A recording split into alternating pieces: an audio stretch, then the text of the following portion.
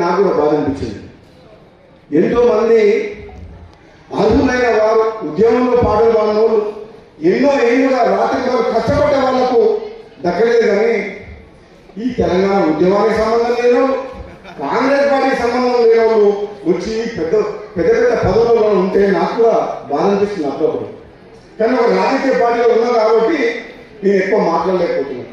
నేను మాట్లాడడం స్టార్ట్ చేస్తే ఎప్పుడో మీకు తెలుసుగా.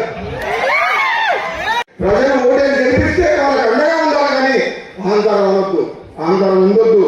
పదవి అనేది బాధ్యత కానీ కిరీటం కాదు.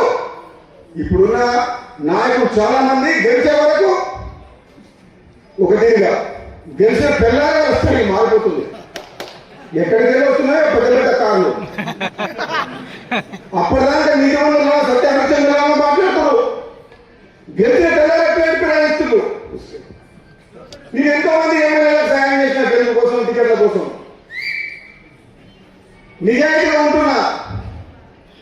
కానీ నా ఎవరు ఏమైనా ఉండరు. ఒక్కడే ఉంటా. ఎక్కడ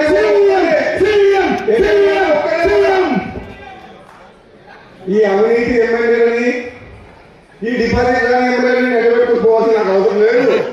ఎందుకంటే నా వెంట ప్రజలు ఉన్నారు. ఈ మార్చిపోయిన ఎమ్మెల్యే నాకు అవసరం లేదు. ఎంతసేపు డబ్బు డబ్బు డబ్బు, పదవి పదవి పదవి. గెలిపించిన ప్రజలు గాలి కొదిలేసి అధికారం ఉన్న దగ్గర పోయి కాలు మొక్కి దండం పెట్టి పవర్ పాలిటిక్స్. రాజగోపాల్ రెడ్డి కూడా ఎమ్మెల్యే ఉన్నా తెలంగాణ ఉండరు. అధికారం పెట్టి అదురుకుంటారు. అవునా కదా? నిజమా కదా? గెలిచిన తర్వాత అంతే. సో అందుకనే ఏమంటున్నా, నా చేతులు ఇతరులకు మంచిగా, నాకు మంచిగా. నేను ఇదే చెప్తున్నా. ఎంతమంది సాయం చేస్తూ నాకే తెలియదు. ఎమ్మెల్యేలుగా, ఎంపీలుగా పోటీ చేసేవాళ్ళకు టికెట్లు కానీ కోట్ల రూపాయలు ఇచ్చిన నామినేషన్ చేసిన పంపిస్తే నా పైసలతో నామినేషన్ చేస్తే గెలిచిన వాళ్ళు ఉన్నారు. ఎమ్మెల్యేలు, ఎంపీలు ఉన్నారు. కానీ తీరా వాళ్ళ పిలిచి వస్తారంటే ఎవరు లేదు. అధికారం ఎక్కడ ఉందో అక్కడికి పోతున్నాం. ఇది ఇప్పుడున్న ప్రస్తుత పరిస్థితి రాజకీయం. అవునా కదా? అందుకనే ప్రజల చైతన్యం రావాలి. రాజకీయాలు మార్పు దిశగా అడుగులు వేయాలంటే రాజగోపాల్ రెడ్డి నెంబర్ సోమన్న ఫోటో నడవాలి. రాష్ట్ర రాజకీయాలను మార్చే శక్తి, శాసించే శక్తి కూడా మాకుంది. మాకున్న బలం ఏంటంటే ఈ గుండెలలో నిజాయితీ ఉంది. ఎంతమంది వస్తారో రాండి, ఎంతమంది ఎన్ని పైసలు తీసుకోము, ఎన్ని సంతులు తీసుకొని వస్తారో రాండి. రాబోయే రోజుల్లో ఉద్యమంలో ఉన్నోళ్ళు, నిజాయితీ పనులు, యువకులు శాసనసభలో అడుగు పెడతారు. తెలంగాణ రాజకీయాలు కూడా తమిళనాడు మాటగా మాట్లాడారు. అధికారాన్ని అడ్డం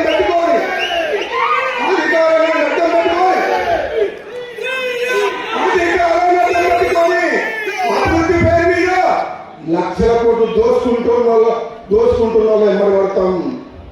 దోపిడీ వ్యతిరేకంగా పోరాటం చేస్తాం. నీవు నిజాయితీ పనులు అని చెప్పేసి మా సహనాన్ని, మా ఓపికని చేతగానితనంగా భావించొద్దు. అవసరం వచ్చినప్పుడు విద్యార్థుల కోసం, నిరుద్యోగుల కోసం, యువకుల కోసం, రైతుల కోసం, పేదల కోసం, మా అక్క చెల్లెల కోసం అవినీతి వ్యతిరేకంగా పోరాటం చేసి యుద్ధం చేస్తాం. భయపడేది లేదు. మనం మొదలు పెట్టను. ఒక్కసారి స్టార్ట్ చేస్తే మన ఎంత దూరం. కేసీఆర్ గద్ద దింపుతాం, కేసీఆర్ కుటుంబాన్ని జైలు పంపిస్తామని చెప్పిందా అది మొట్టమొదటిసారి. అసెంబ్లీలో గట్టిగా మాట్లాడి ఈ కాళేశ్వరం ప్రాజెక్ట్ వద్దు అని చెప్పిందా లేదా? ఈ బెల్ట్ షాపుల తాగుడేందని అడిగినా లేదా? ఈ లక్షల కోట్ల అప్పులేందని అడిగినా లేదా? నువ్వేమన్నా నియంతవా? ఈ తెలంగాణ అంటే నీ రాజ్యం అనుకుంటున్నావా? నువ్వు రాజు అనుకుంటున్నావా? నీ తర్వాత నువ్వు కొడుకుని అనుకుంటున్నావు? ఇది తెలంగాణ ప్రజలందరూ కోరుకుంటే 60 ఏళ్ళ ఉద్యమంతో చేస్తే ఎంతోమంది ప్రాణాలు అనిపిస్తే మాట్లాడుతున్న పార్లమెంట్లో కొట్లాడితే కాంగ్రెస్ పార్టీ సోనియా గాంధీ తెలంగాణ ఇచ్చింది. అంతేగాని నువ్వు రాజు, నీ తర్వాత నీ కొడుకు యువరాజు అని చెప్పి మాట్లాడితే నేను తట్టుకోలేదు, ఒప్పుకోలేదు. అందుకనే నేను పోరాటం చేస్తా. నా ముందు దెబ్బకే పోయి పాములు అనుకుడు కాదా? అది గెలుప. 100 మంది వస్తే పోలీసులు పెట్టుకొని దొంగతనంగా గెలిచి ధైర్యంగా వచ్చేటప్పుడు అంత గెలుస్తాను. అంతమంది అవసరమా? ఒక 8 మంది కొడుతుంది, 100 మంది అవసరమా? నేను చెప్తున్నా చూడనా, నీ వెంట నేను ఉంటా. నేను అన్ని పదవులు చూసిన, ఎమ్మెల్యే అయినా, ఎంపీ అయినా, ఎమ్మెల్సీ అయినా.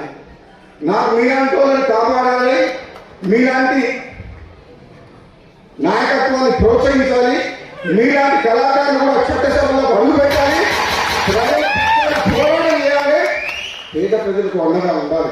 అదే కదా మన సామాజిక తెలంగాణ కోరుతుంది.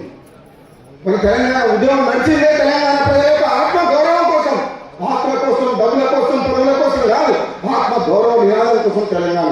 మీరు ఎవరు కాలు మొక్కాల్సిన అవసరం లేదు, ఎవరికి ముందు దండాలు పెట్టాల్సిన అవసరం లేదు, గులాంగిరి చేయాల్సిన అవసరం లేదు. మీ హక్కు.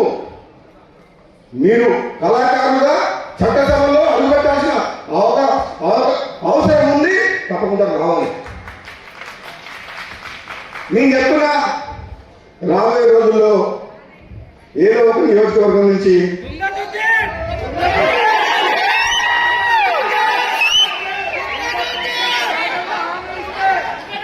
నేను ఒక్కసారి మాట్లాడితే వెనక ప్రాణం పోయినా సరే అది చేస్తా. నా పనికి పోయినా, ప్రాణం పోయినా, తుది శ్వాస వరకు ఇచ్చిన మాట కట్టుబడే ప్రయత్నం చేస్తున్నా. అందుకనే చెప్తున్నా, తెలంగాణలో ఏ పురుషమన్నా చట్టసభలో అడుగు పెడతారు.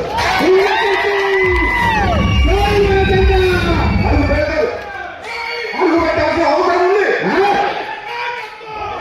కులం పేరు చెప్పుకొని, మతం పేరు చెప్పుకొని ఎన్నికైన తర్వాత వసూలు రాజాగా మారిన వ్యక్తుల్ని తరిమి కొట్టాల్సిన అవసరం ఉంది.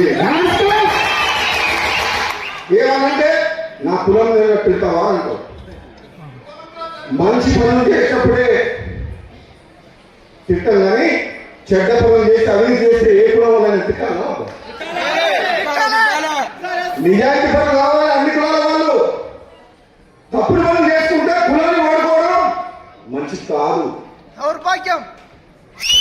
ధర్మం, న్యాయం అన్ని కులాలకు ఒకటే ఉంటుంది. మానవ